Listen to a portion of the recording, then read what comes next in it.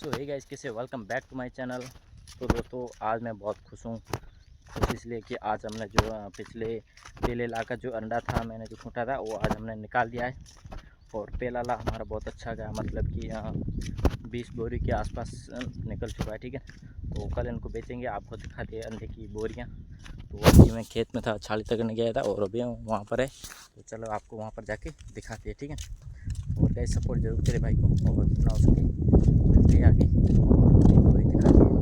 ठीक है ना। अभी टाइम हुआ है लगभग 1 के आसपास। अभी खाना खाया, अभी तार वगैरह थी वो जो झटके वाली वो भी मैंने रेडी कर दिए। वो अब जाते हैं वही दिखाते हैं, उसके बाद आगे प्रोसीजर रखते हैं। ठीक है ना। और कल तक हमने झटका, और ये देख सकते हो हमारी बोरियाँ लगभग 20 से प्लस है। और हमारे साथ ये भी था पुरखाराम जी, जो साथ में हमारे को सपोर्ट किए अंडा निकालने में। और ये है बोरी, गुण लेना एक बार।